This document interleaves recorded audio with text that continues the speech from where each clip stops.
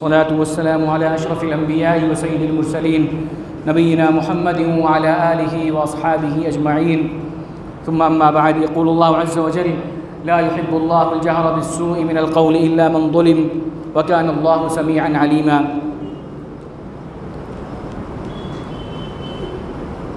چھٹے پارے کی پہلی آیت اللہ رب العالمین اس میں ارشاد فرماتا ہے کہ اللہ رب العالمین برائی کے ساتھ آواز بلند کرنے کو پسند نہیں فرماتا ہے. اللہ رب العالمین یہ پسند نہیں فرماتا ہے کہ برائی کرے آدمی بلند آواز کے ساتھ. مفسرین نے اس کا مفہوم بیان کرتے ہوئے کہا کہ کسی کی برائی کو اعلانیہ بیان مت کرو، یعنی معاشرے کے اندر، سوسائٹی کے اندر اگر کوئی شخص برائی کر رہا ہے تو اس کا اعلان مت کرو، اس کو لوگوں کے سامنے بیان مت کرو. ایک معنی تو اس کا یہ ہے، الا کہ کوئی دینی مصلحت ہو، کوئی ضرورت ہو کہ فلاں شخص برا ہے، لوگوں کو اس سے نقصان پہنچنے کا اندیشہ ہو تو بتایا جا سکتا ہے، لیکن ایسے کسی کی برائی کو لوگوں کے سامنے بیان کرنا یہ اللہ رب العالمین پسند نہیں کرتا ہے. دوسرا معنی اس کا یہ بیان کیا مفسرین نے کہ خود کوئی برائی علی الاعلان مت کرو. برائی تو ویسے بھی نہیں کرنا چاہیے، لیکن علی الاعلان پوشیدہ نہیں ہو کر بلکہ سب کے سامنے برائی کرنا. مثلا کوئی آدمی غلط کام کر رہا ہے اور اس کو بیان بھی کر رہا ہے، سب کے سامنے بیان کرتا ہے فخر کے ساتھ، کہ بھائی میں نے یہ کیا، آج میں نے فلاں نافرمانی کی، فلاں میں نے کیا، فلاں کا مال میں نے لے لیا، فلاں کو میں نے مار دیا. یہ ساری کی ساری چیزیں علی الاعلان ہے، یہ اللہ رب العالمین کو پسند نہیں ہے. تو چاہے دوسروں کی برائی کو لوگوں کے سامنے علی الاعلان بیان کرنا، یا خود ایسی برائی جو سب کے سامنے خود کر رہا ہے، برائی سب کے سامنے کر رہا ہے، دونوں کو اللہ رب العالمین پسند نہیں فرماتا ہے. اس کے بعد عیسائیوں کا اللہ رب العالمین نے رد کیا، یہودیوں کا، جو یہ کہتے تھے کہ ہم نے عیسیٰ ابن مریم کو ہم نے قتل کر دیا. اللہ نے فرمایا: وَقَوْلِهِمْ إِنَّا قَتَّلْنَا الْمَسِيحَ عِيسَى ابْنَ مَرْيَمَ رَسُولَ اللَّهِ وَمَا قَتَلُوهُ وَمَا صَلَبُوهُ وَلَكِنْ شُبِّهَ لَهُمْ. کہ یہود جو یہ کہتے ہیں کہ ہم نے عیسیٰ ابن مریم کو قتل کیا، در حقیقت نہ تو انہوں نے قتل کیا اور نہ ہی ان کو سولی پر چڑھایا. وَلَكِنْ شُبِّهَ لَهُمْ، لیکن ان کے جیسا ایک شخص ان کی طرح سولی پر چڑھا دیا گیا. وَإِنَّ الَّذِينَ اخْتَلَفُوا لَفِي شَكٍّ مِّنْهُ مَا لَهُمْ بِهِ مِنْ عِلْمٍ إِلَّا الظَّنُّ وَمَا قَتَلُوهُ يَقِينًا بَلْ رَفَعَهُ اللَّهُ إِلَيْهِ. اللہ رب العالمین نے عیسیٰ ابن مریم کو زندہ آسمان پر اٹھا لیا. یہ یہودیوں کا جو گمان تھا، یا عیسائیوں کا جو گمان تھا کہ عیسیٰ علیہ السلام قتل کر دیے گئے، اللہ رب العالمین نے اس کی تردید فرمائی، بلکہ اللہ نے کہا کہ عیسیٰ ابن مریم کو اللہ رب العالمین نے اٹھا لیا.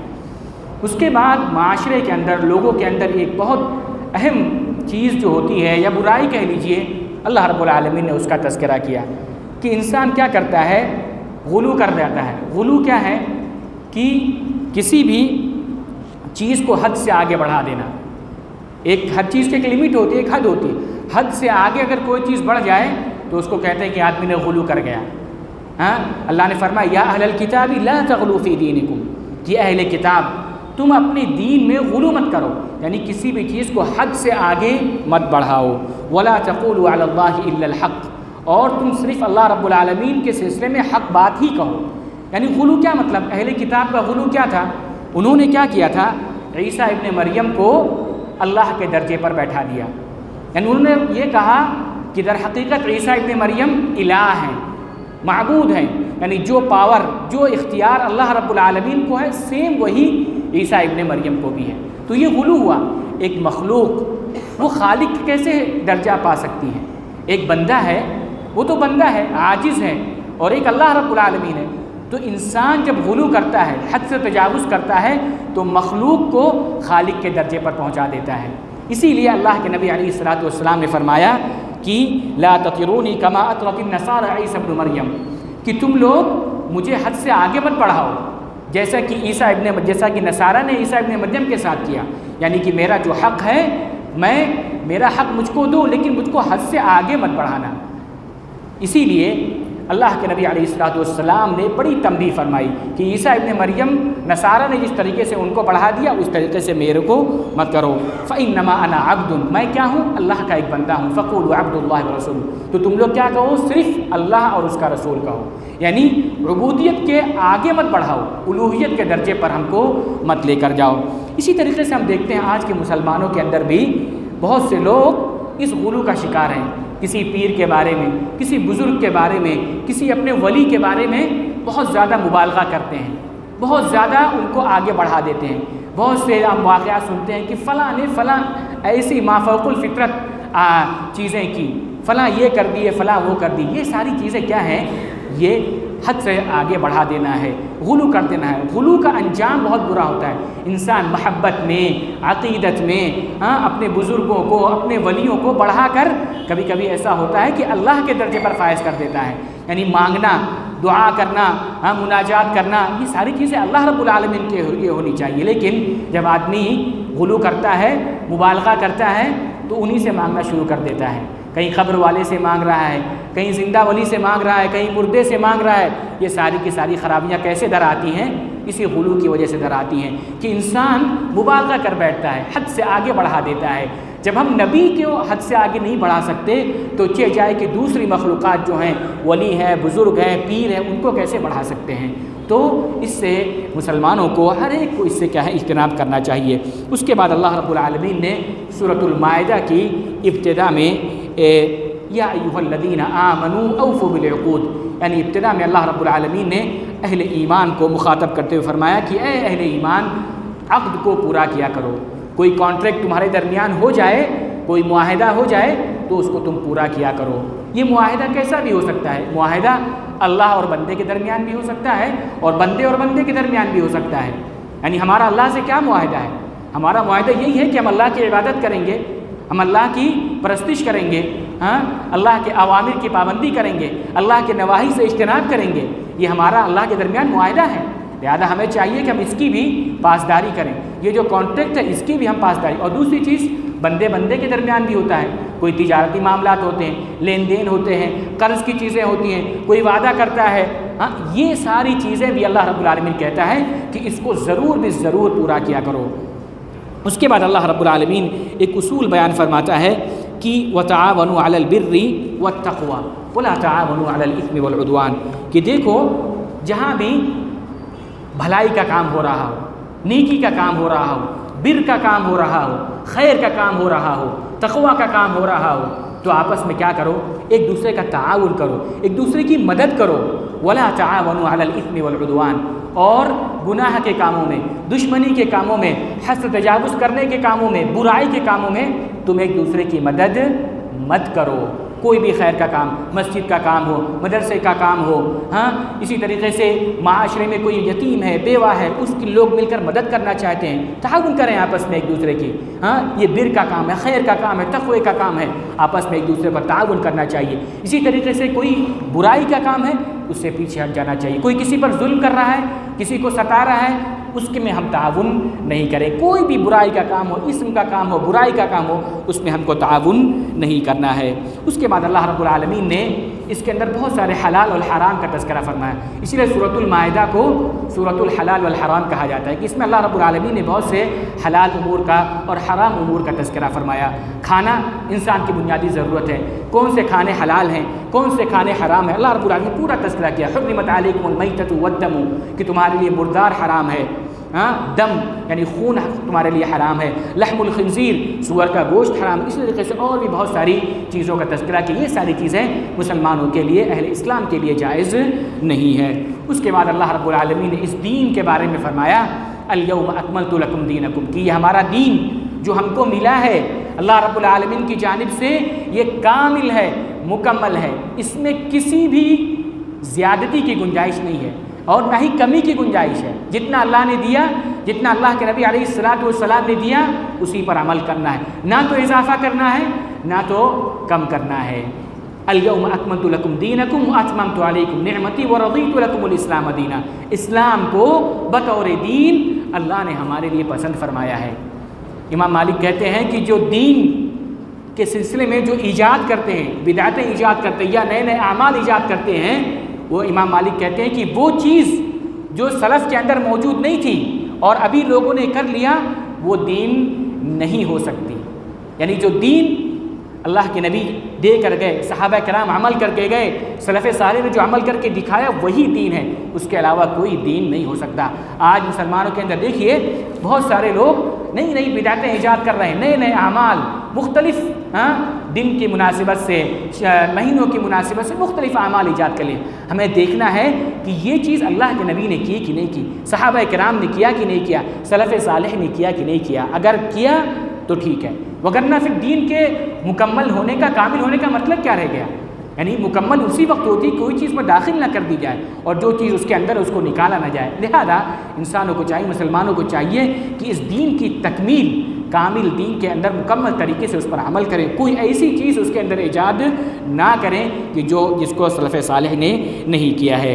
اس کے بعد اللہ رب العالمین نے قتل، جو ایک بہت بڑا گناہ ہے، اس کا تذکرہ کرتے ہوئے فرمایا وَكَتَبْنَا عَلَيْهِمْ فِيهَا أَنَّ النَّفْسَ بِالنَّفْسِ وَالْعَيْنَ بِالْعَيْنِ وَالْأَنْفَ بِالْأَنْفِ وَالْأُذُنَ بِالْأُذُنِ وَالسِّنَّ بِالسِّنِّ وَالْجُرُوحَ قِصَاص، یہ قصاص کا تذکرہ کیا۔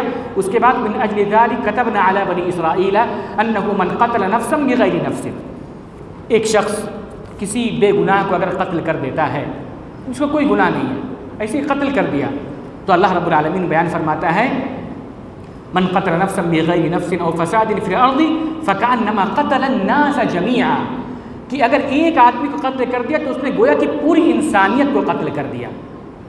بے گناہ کو قتل کرنا معمولی چیز نہیں ہے، گویا کہ اس نے پوری انسانیت کو قتل کر دیا، چاہے وہ کوئی بھی ہو، مسلمان ہو، غیر مسلم ہو، اس سے نہیں مطلب ہے، ایک جان کو بے گناہ ہے۔ اللہ کے نبی فرماتے ہیں لا یحل دم امرئ مسلم، کہ کسی بھی مسلمان کا خون حلال ہے ہی نہیں، اللہ کہ تین چیزیں اللہ نے بیان فرمایا کہ اگر حد کے معاملے ہو یا انسان کسی کو قتل کرتے تو اس کے بدلے اس کو قتل کیا جائے گا، یا شادی شدہ زناکار ہے، یا اسی طریقے سے اور بھی اللہ نے ذکر کیا، لیکن اس کے علاوہ کوئی بے گناہ ہے اس کو ایسے قتل کر دے، بہت بڑا گناہ ہے۔ وَمَن يَقْتُلْ مُؤْمِنًا مُتَعَمِّدًا فَجَزَاؤُهُ جَهَنَّمُ خَالِدًا فِيهَا، اللہ نے فرمایا کہ جو شخص کسی مومن کو جان بوجھ کر قتل کر دے فَجَزَاؤُهُ جَهَنَّمُ، اس کا ٹھکانہ جہنم ہے، خالداً فیہا، ہمیشہ ہمیش اس میں رہے گا۔ وغضب اللہ، اللہ کی غضب ہے اس پر، غصہ ہے اللہ پر، اللہ کا اس کے اوپر، ولعنہ، اور اس پر لعنت ہے، وأعد له عذابا عظیما، اور اس کے لیے دردناک اور بہت بڑا عذاب ہے۔ تو آج دیکھتے ہیں قتل کا ریشو بڑھتا جا رہا ہے، لوگ دوسرے کو پیش میں آ کر بہت سارے مختلف وجوہات کی بنا پر، خاندانی دشمنی کی بنا پر لوگ قتل کر دیتے ہیں، لیکن نہیں سمجھتے کہ یہ بہت بڑا عظیم گناہ ہے یہ۔ اس کے بعد اللہ رب العالمین نے وَلَوْ شَاءَ اللَّهُ لَجَعَلَكُمْ أُمَّةً وَاحِدَةً وَلَكِنْ لِيَبْلُوَكُمْ فِي مَا آتَاكُمْ فَاسْتَبِقُوا الْخَيْرَاتِ، شریعت اللہ نے ہمیں کیوں دیا؟ اللہ رب العالمین نے اس کا تذکرہ کیا کہ اللہ رب العالمین نے تمہیں یہ دیا تاکہ تم کو آزمائے کہ کون عمل کر رہا ہے، کون نہیں کر رہا ہے، کس کو اللہ کے اوامر پر عمل کرنا پسند ہے، کس کو نہیں پسند ہے، تاکہ اللہ رب العالمین یہ دیکھے۔ فاستبقوا الخیرات، تو تم خیر کے کاموں میں، بھلائی کے کاموں میں آگے بڑھو، آگے بڑھو، جو بھی نیک عمل کرنا ہے اس میں تم کیا ہے، آگے بڑھو۔ نماز کی طرف آنا ہے، جلدی آؤ، نماز کی طرف آؤ۔ اسی طریقے سے نوافل کا اہتمام کرنا ہے، نوافل کا اہتمام کریں، صرف فرض پڑھنا نہیں ہے، نوافل کا اہتمام، اور بہت سارے جتنی بھی بھلائی کے کام ہیں، خیر کے کام ہیں، سب کے اندر کیا ہے، تم لوگ سبقت کیا کرو۔ اس کے بعد یہودیوں کا ایک تذکرہ اللہ نے فرمایا کہ یہود اللہ پر الزام لگاتے تھے، وقالت الیہود ید اللہ مغلولہ غلت ایدیہم ولعنوا بما قالوا، یہود کہتے تھے کہ اللہ رب العالمین کے ہاتھ بندھے ہوئے ہیں، ید اللہ مغلولہ غلت ایدیہم، اللہ فرماتا ہے کہ ان کے ہاتھ بندھے ہوئے ہیں، ولعنوا بما قالوا، اور ان پر لعنت ہے جو یہ کہتے ہیں، بل یداہ مبسوطتان، بلکہ اللہ رب العالمین کے ہاتھ تو کھلے ہوئے ہیں، ينفق کیف یشاء، جیسا چاہتا ہے اللہ رب العالمین خرچہ کرتا ہے۔ کتنی نعمتیں اللہ رب العالمین نے نوازا ہے ہم کو، کبھی ہم نے تصور کیا کتنی نعمتیں اللہ نے نوازا ہے؟ ہمیں صحت دیا، عافیت دیا، تندرستی دیا، کھانا دیا، پینا دیا، ہوا دیا، ساری چیزیں اللہ رب العالمین ہے۔